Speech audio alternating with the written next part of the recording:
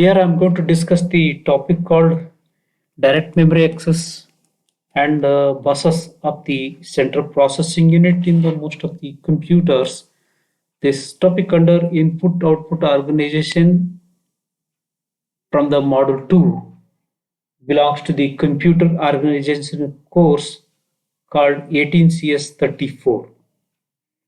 My presentation flow will be like this. The first topic is going to be discussed, that is a direct memory access. So here you can observe the memory access will be performed from the load and store instruction in the program, which can achieve the small amount of data can be transferred from device to device or to memory. In case if you want to transfer the data in a bulk or huge number of words or bytes, can take the help of direct memory access mechanism, which magnanimously help to the transfer the data from device to device with less intervention or no intervention of the processor, for which we need a controller to cater the different many devices in a under this umbrella.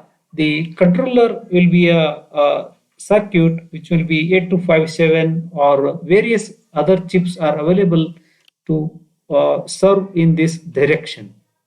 After discussing the direct memory access and the its relevant topic is a controller, and we need to be discuss the buses.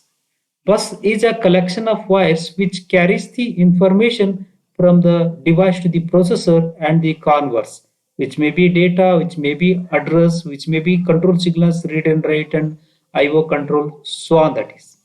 So this topic going to be discussed in detail in the subsequent way. So let me see the direct memory access will have the bulk transfer of the data in the reuse way. The special control unit may be provided to transfer the block of data directly between the either input or output device and the memory and the main memory without continuous intervention by the processor. In other words, the processor intervention is not continuously required. In the gap also, maybe in the bitwise also, maybe in the slot also, it may be required. Control unit which performs this transfer is a part of device interface circuits. This control unit is the DMA controller. Uh, the controller performs the function that would be normally carried out by the processor. Each word it provides the memory address, and all control signals will be represented through the some information.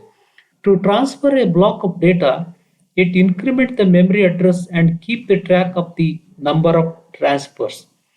The as we said that 8257 is a one DMA controller, the chip which is available in the market. That the controller can transfer the block of data from an external device to processor without any intervention from the processor.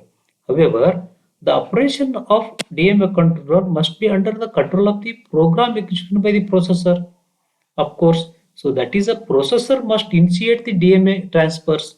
So under the able guidance of the processor, the transfer will be happening.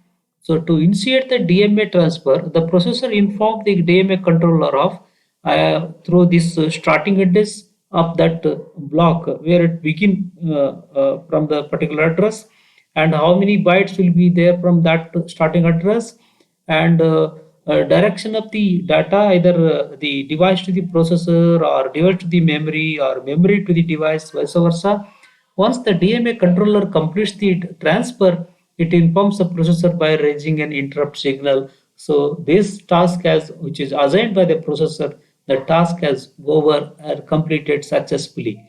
In that case, that particular interrupt is going to be noticed to the bring to the notice of the processor, which is the processor itself has assigned the task to the DMA controller.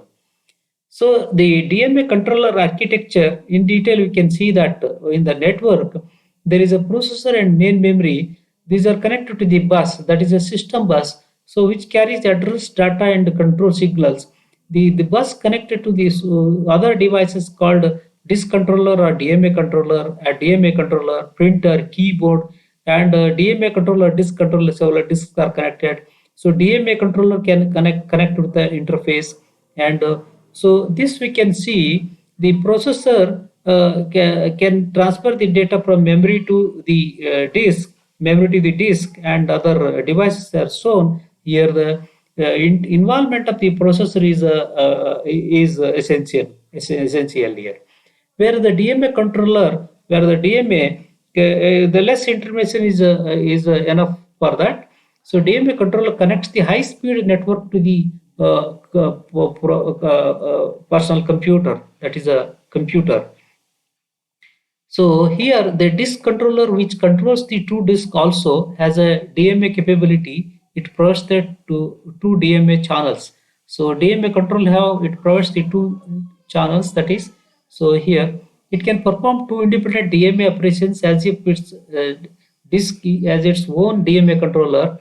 So register to store a memory address, word count, and start and control information are duplicated. So DMA can transfer the data either in the block or maybe in the few bytes or few words. So few words. Processor and DMA controllers have used the bus in an interwoven fashion to access the memory. So this processor and DMA will be coordinate to perform this bulk transfer between the devices or processor, which have a very neat discipline they are going to be follow in order to achieve this.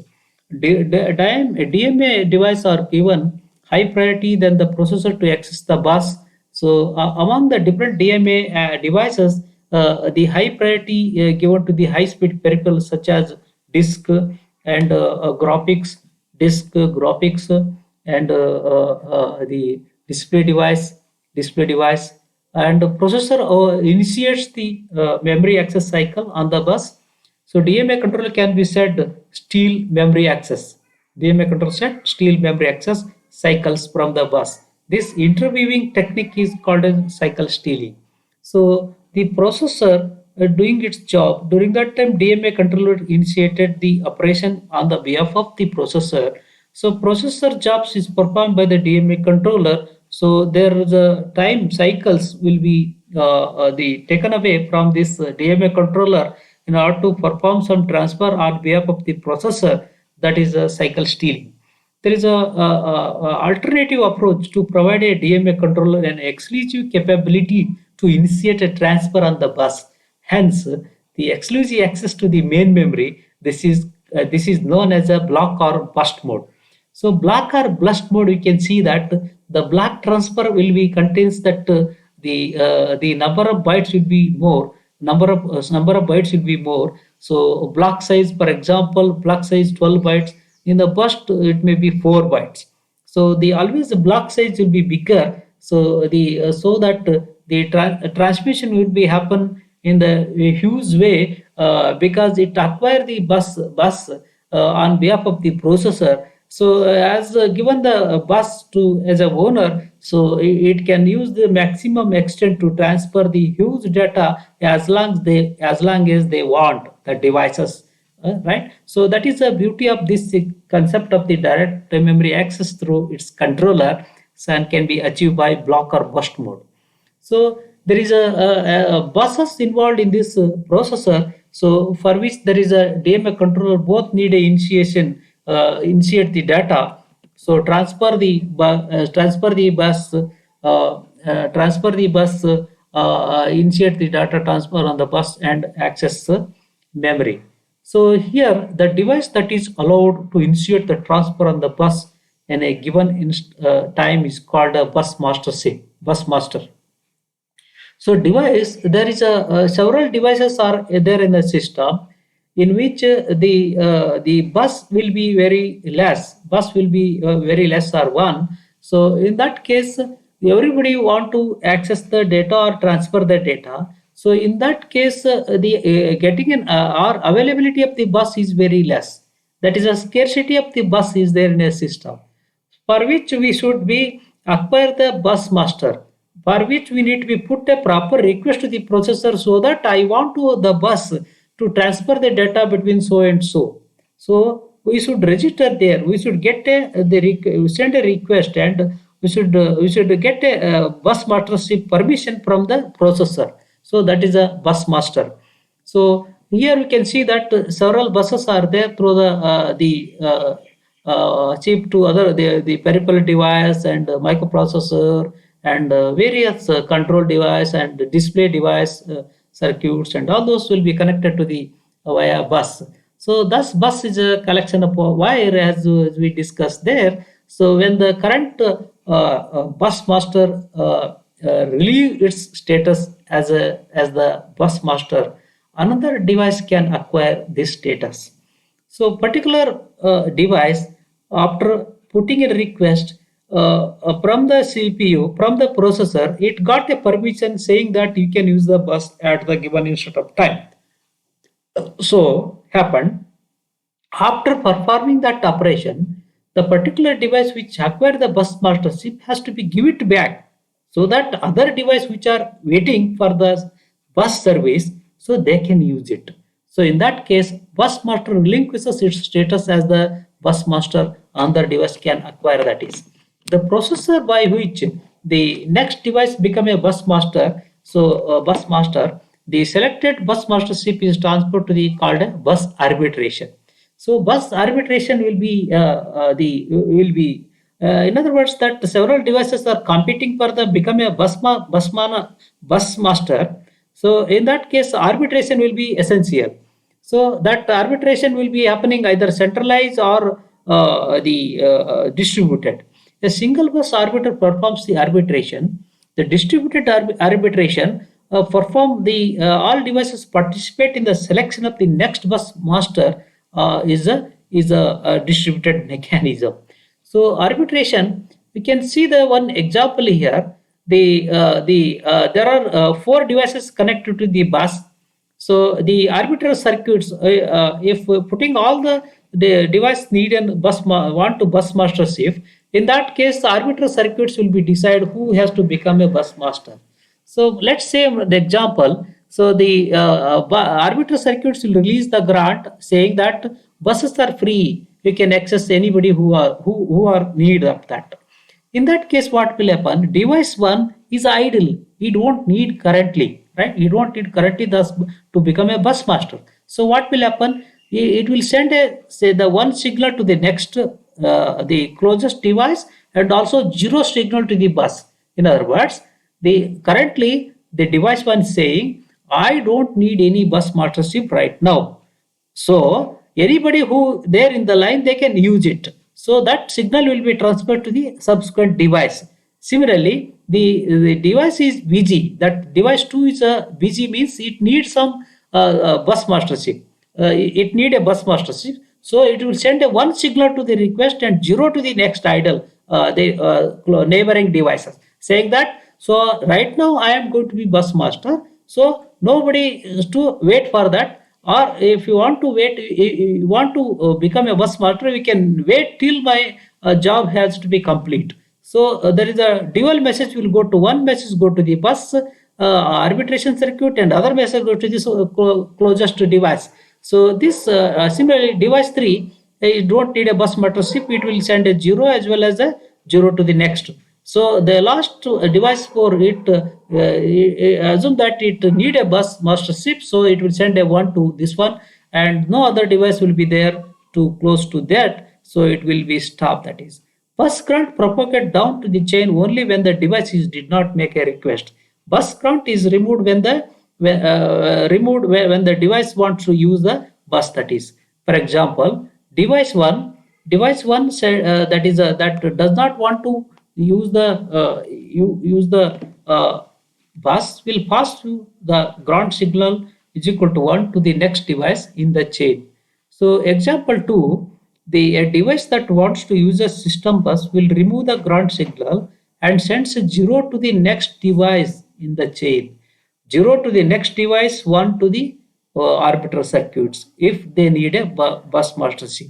If not, send a 1 to the next device and 0 to bus. 0 to 1 to that is converts that is. So centralized bus arbitration mechanism, bus arbiter may be the processor or separate unit connected to the bus. So there is a arbitration circuit will be there.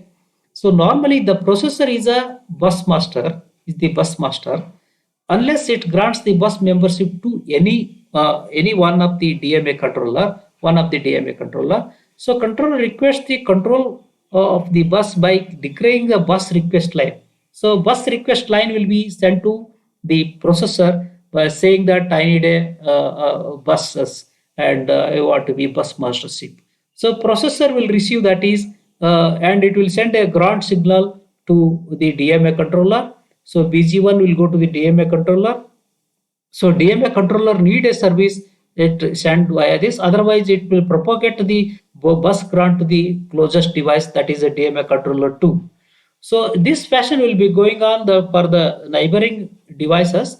There is a bus request go to that is a active low symbol go to the processor, and if it is a buses are available, it send a signal. Otherwise, it says a bus busy signal. So this entire circuit will be narrate the centralized bus arbitration, which is bus granting permission will be released from the processor, which will be it will be transport to this the cascading way. Whoever may be interested, they will be stop and get the service and become a bus smarter. Immediately after completion, it will be hand over back to the processor so that who may be necessity to use that bus, they can use us. So centralized bus arbitration. In response, the processor activates the bus grant PG1, so line indicating that the controller may use the bus when it is free.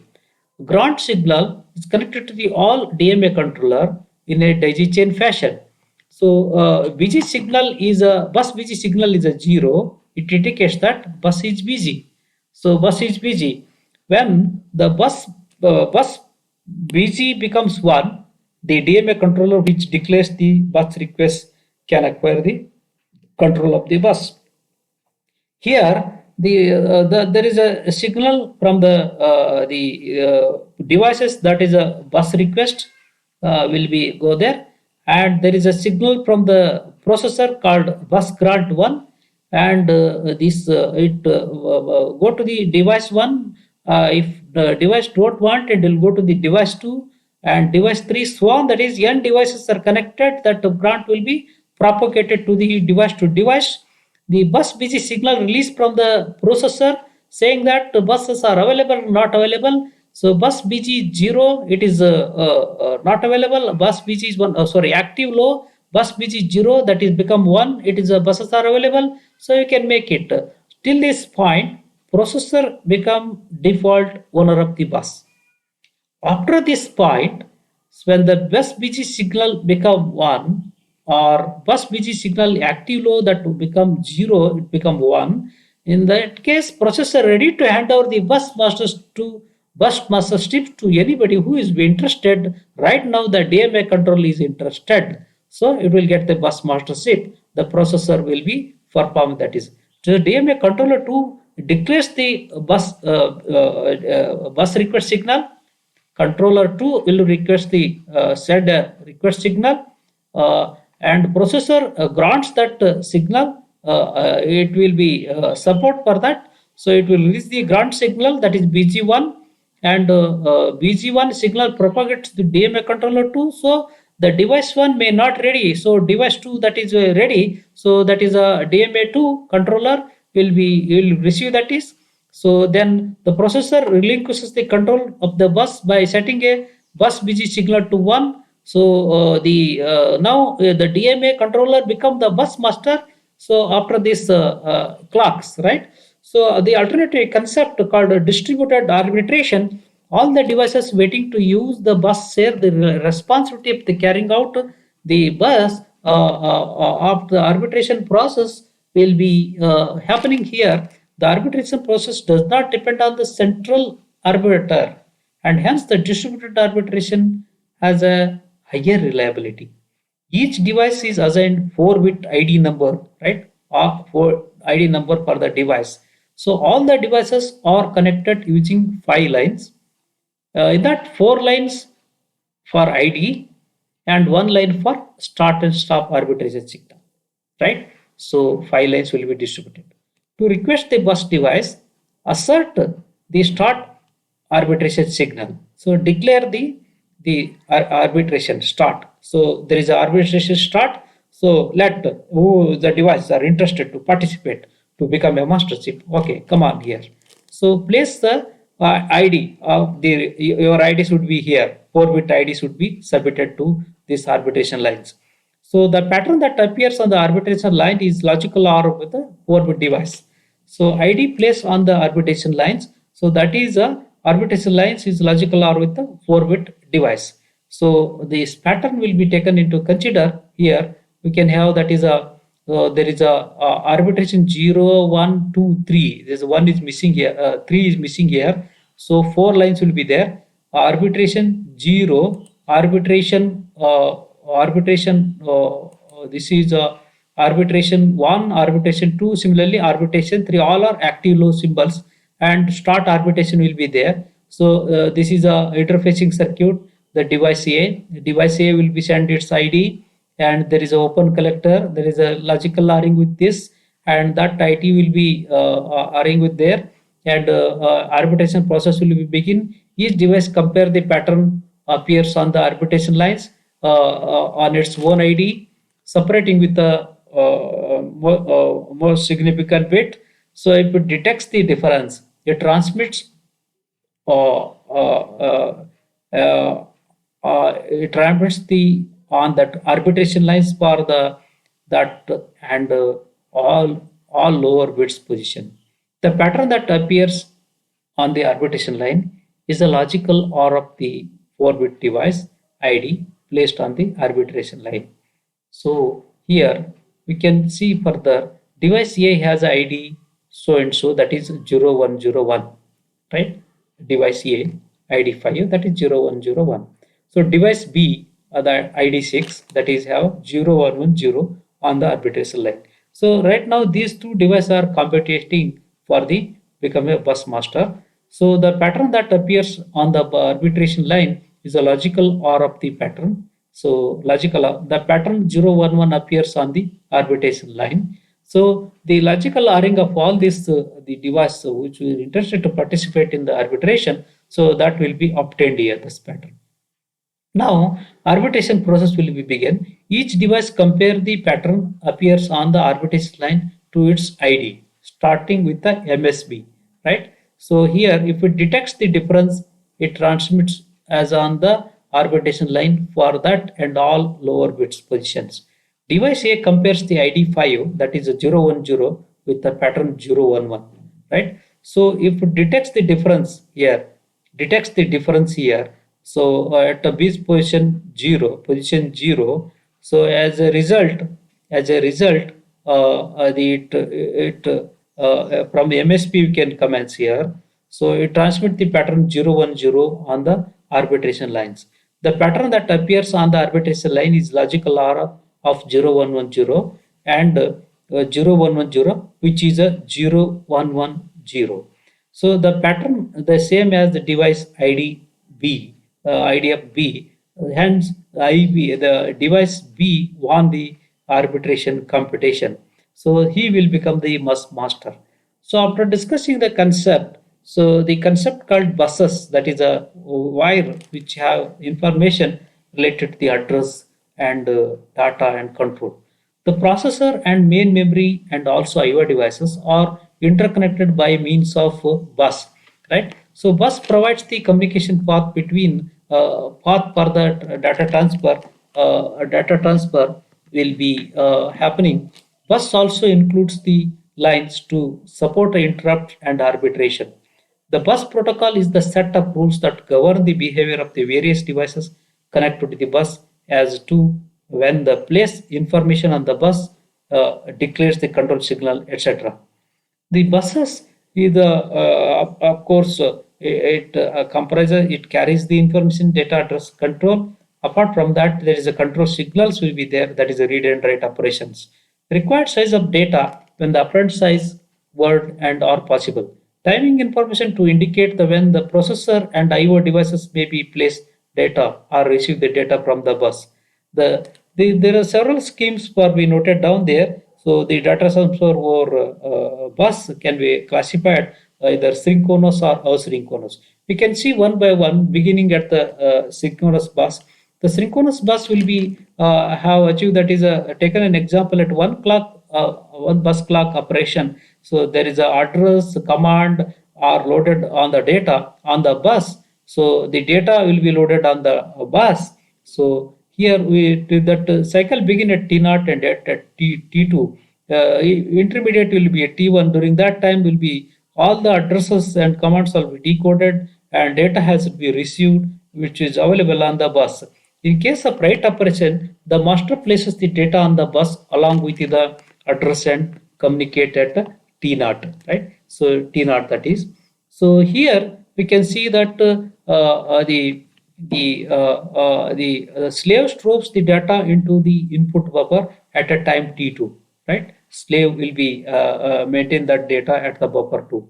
So master places the device address and command on the bus indicates that it is a read operation. Indicates that is a read operation.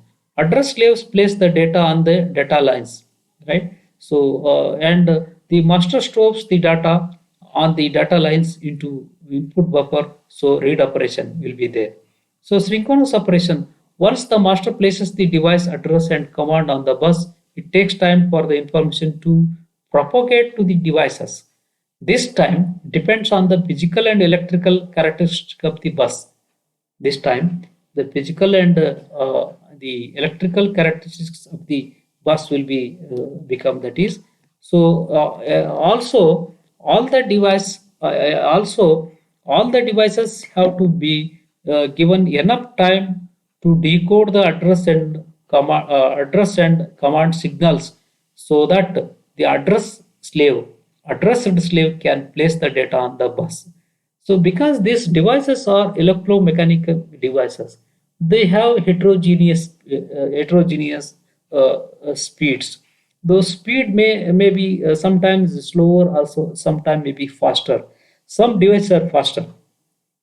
So what will happen here? See, the data, once the master strokes happen and it will be transmit the data has to be received by the slave. It has to be received by the slave, so that it need enough time to download from the buffer. So buffer has to maintain that data to the certain more amount of time, so that it can download the data in its own speed. So that is an important concept which is going to be look into the in the when we are talking about the synchronous bus mechanism. If not, what will happen? The data may not reach to the destination or slaves, as if the communication will be established in the realistic way, or that communication should be reliable. Width of the pulse, that T1 to T1 minus T0 depends on the following reason. Maximum propagation delay between two devices connected to the bus. So what is the maximum propagation delay between the two devices, right? So the device, again, that propagation delay, it again depends upon the number of levels of the circuits will be involved on that device. So the more number of levels will be involved, then propagation delay will be more. So what will happen, that there is enough time is required to transmit the data to from master to the bus, right? So the bus, then it reaches to that the slaves, that is. Time taken by all the devices to decoy address and control signals. Hence, the address slaves can respond at a T1. At the T1, it can respond, that is. The T0 will be a starting load at T1. At the T1 will be reached the data. Synchronous bus will be strobe, that is, at the end of the clock cycle at the time T2, the master strobe the data on the data lines into its input buffer if it is read operation. If it is read operation is establishes or is initiated, so in that case at the time of T2, the master will be completely strobe the data on the data lines. It will go to be there in the buffer. Store means the capture the value of the data and store them into buffer. So capture the value, the data which is stored into the store in them into the buffer. which is roaming in the bus. When the data are to be loaded in the storage buffer register, the data should be available for period longer than the setup time of the device. So device is ready to get download that receive that data from that bus buffer. It needs certain amount of time to that is equivalent to setup time of the device. Width of the pulse T2 minus T1 should be longer than the following. Maximum propagation time for the bus place. Maximum bus place. So setup time of the input buffer register of the master. So here synchronous mechanism we can achieve, that is with help of this task, that is going to be with a plot. We can see that we have a bus clock along the time, that is a single pulse has shown. The master will be seen by the address and command, that is initiated, and the slaves will be seen in the before that master will be stored and upload the data onto the bus. So after T1 the data is available and the bus, so it is a keep traveling that. So after travel and it has to reach the destination or the slaves, so that slave will be going to be see, and also it identify itself by saying that its address and command. So again you can receive the data at the destination. So the address and command appear on the bus. So the data reaches the master, and address and command reach the slaves, and the data appears on the bus. So the signals do not appear on the bus as soon as they are placed on the bus due to the propagation delay in the interface circuit. The signals do not appear on the the signals reach the device after propagation delay, which depends on the characteristics of the bus. The propagation delay again depends upon the what type of bus, whether the IO bus or system bus or maybe memory bus, so on that. So it depends upon the inherent characteristics of the bus will carry such propagation delay to the larger extent or to the smaller extent. Data must remain on the bus for some time after T2 even. That is a setup time is required for those destination device. So that even after T2, that data which is available in the buffer, which should be maintained to certain more amount of time equal to hold time. That is, there is several picoseconds will be there after time of the buffer. So synchronous will be a mechanism will be achieved with help of this one clocks. So that one clocks how will be spent we will see here. The data transfer has to be completed within a one clock cycle. It is an ideal situation in most of the system. The clock period T2 to be to must be such that longest propagation delay on the bus, and the slowest device can able to interface must be accommodated. So that slowest device, since I am telling the properties of this the device, which may be electromechanical or only sometimes it is some hybrid system, and sometimes the memory device, and so on. That those may be slowest device which will be participating in the system. So in that case, the buffer, the data has to be kept in the buffer, which to be more has to be wait certain more amount of time. Forces all devices to operate at the speed of the lowest device. Forces all the devices to operate at the speed of the slowest device, which again participate in the system. Processor just assume that data are to be available at T2, right? So once the data is available at T2, then our job is over. So in the case of read operations, or read by the device in the case of write operations. So these operations will be has to be complete even after T2, that is a setup time of the device. What if the device is actually failed and never really replied? So the synchronous mechanism will be says that the in the case of failed or the data is not reached, then there is no communication back. That is, so that is a problem or the debates we observed here. So synchronous bus control signal purpose will be looking here as a major factor. Most buses have control signals to represent a response from the slaves. So control signals serve two purpose. Two purpose. So that information inform the master that the slave has recognized the address and is ready to participate in the transfer operation. So after receiving the signals from the master, okay, master, I am ready to participate. So and so it will be sent. Enable to adjust the duration of the data transfer operations based on the speed of the participating slaves. So participating slaves, the participating devices speed is also a factor here to be going to be considered so that the successful transmission or transfer mechanism will be achieved so that the this mechanism will be coordinate or support with the slowest device also. The high frequency bus clock is also sometime used, that is the data transfer spans several clock cycles instead of just one clock cycle as we see in the previous case. Here, synchronous bus has taken an additional component called master ready signal, slave ready signal, right? Master ready signal, slave ready signal. That is MRS and SRS. So consider the clock, four clocks here.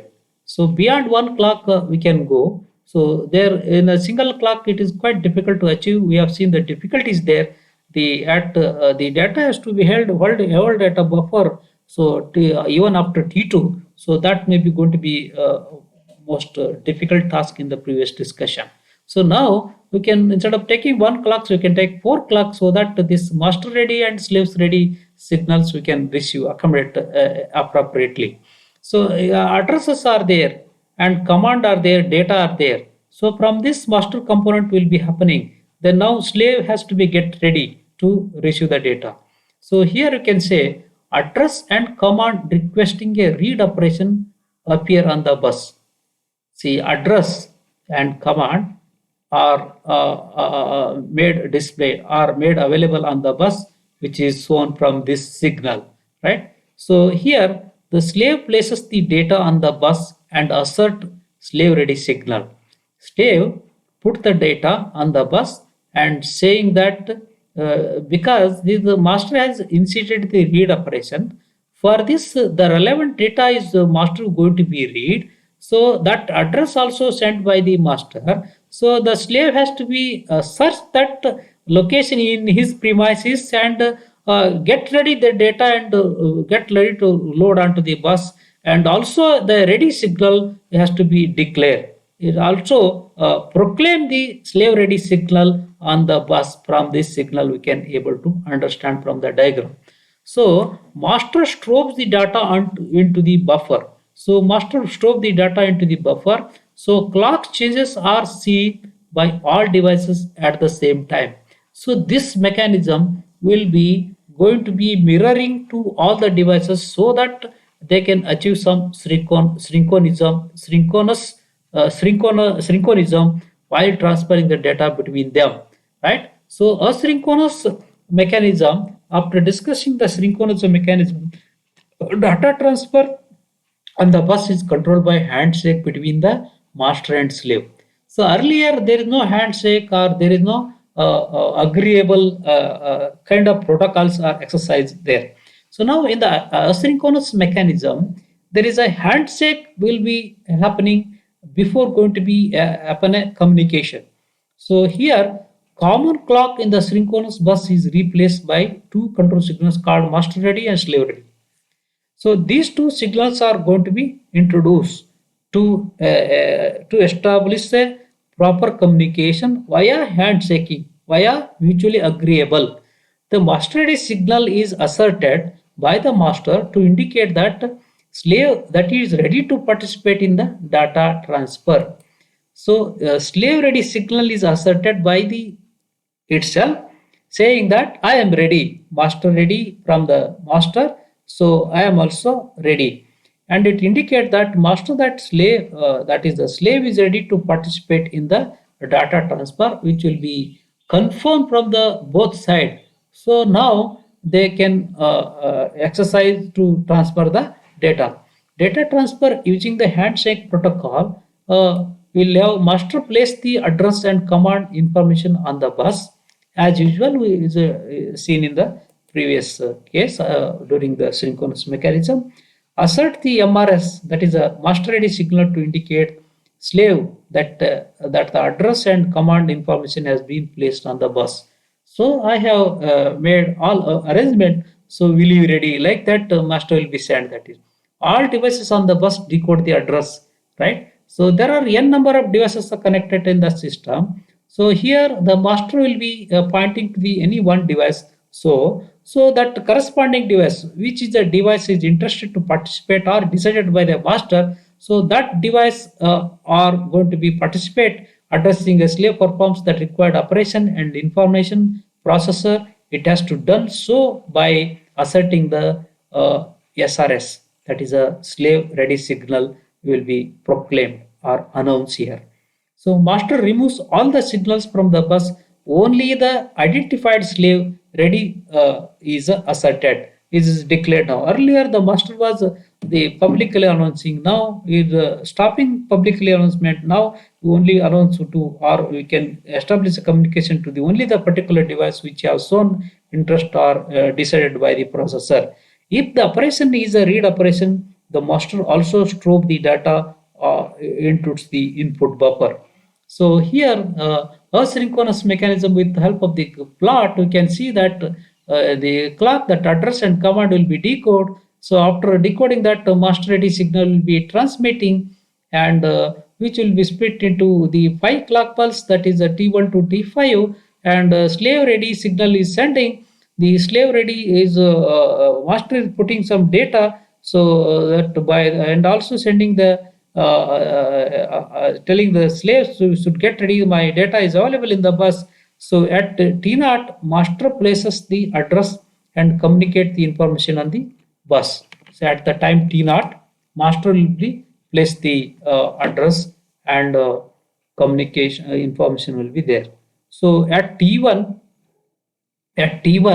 master declare the master ready signal is asserted at T1 instead of T0, right? At T0, the address command or information loaded. At T1, the master ready signal will be set at T1.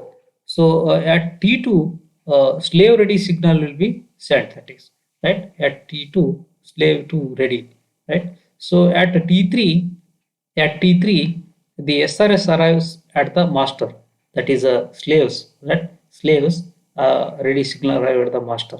So T4 here, T4, the master removes the address and commands the information, right? So at T5, slave receives the transition of master ready signal from 1 to 0.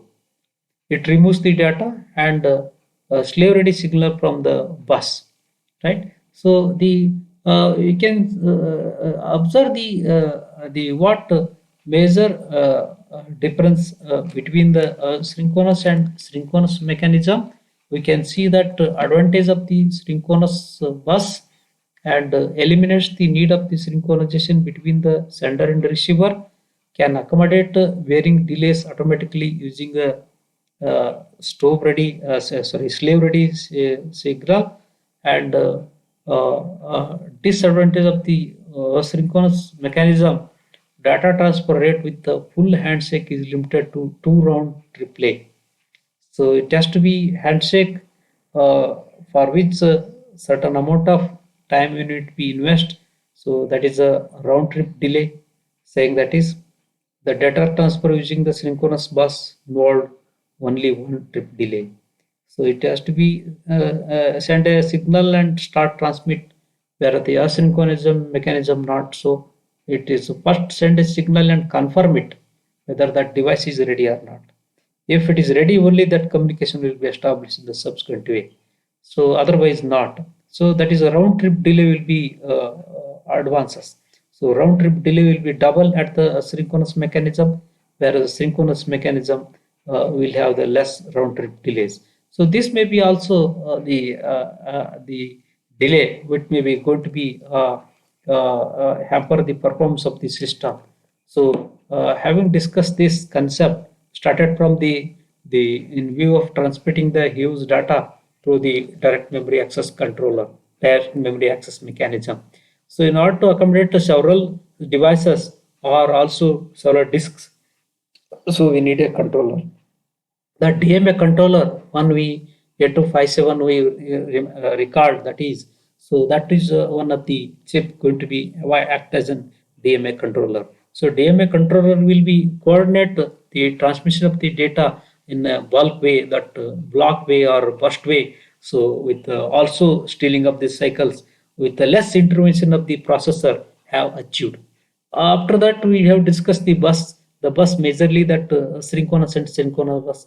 Synchronous bus, we have seen that mechanism. So one clock pulse and four clock pulse, which has to discuss. Then ultimately, we have seen that MRS and SRS, which mechanism, which is going to be boost the confidence of that mechanism, though it have a one trip delay. Whereas asynchronous mechanism, which perform, that is, it has to be established the first handshaking between the agreeable command should be happening between the devices which will be intended to establish the communication, maybe masters slaves or converse. So that after the proper handshaking only the communication will be commences, right? So there we have seen that the round trip delay will be doubled compared to the synchronous mechanism. So this kind of concepts will be help us to study the further the IO devices which will be involved in input output organization. So for your patient hearing and also shown an interest on DMA and bus concepts. So I'm interested. I too interested on the same topic. So thanks for your patient listening.